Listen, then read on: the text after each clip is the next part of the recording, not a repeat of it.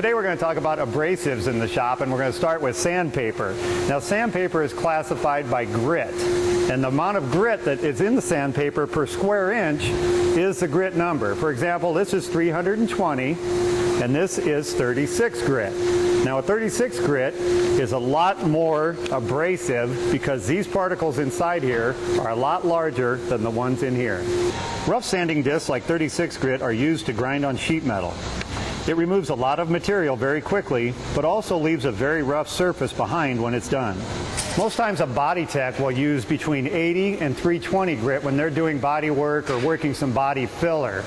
Now, many times this sandpaper actually has a self-adhesive back to it, or even kind of a Velcro back, so they can just stick it on there and away they go.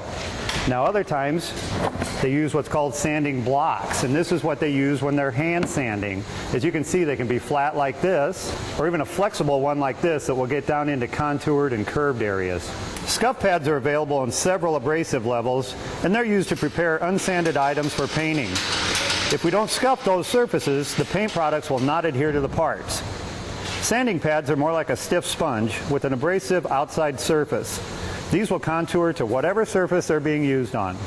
This product is designed to remove paint and caulking in areas such as seams. It's like a rigid Brillo pad, and it really does a good job of removing the paint without damaging the metal underneath.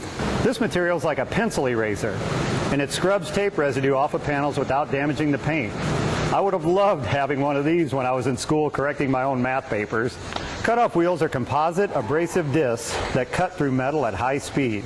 Metal parts are no match for a tool like this. Painters use the finest sandpaper in the shop. Prepping the car for paint requires 320 to 800 grit sandpaper. Anything less than that would leave sand scratches in the paint surface when the job is done.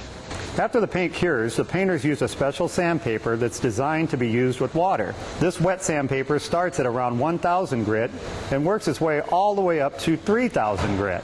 After wet sanding, rubbing compounds are used with buffers to get the paint perfectly smooth and shiny.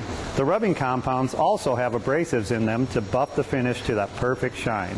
That describes a lot of the things we use in the shop, such as sandpapers, on a daily basis. I could probably go on, but I certainly don't want to come across as being too abrasive. For Channel 6 News, I'm Jim Champion, the Auto Guy.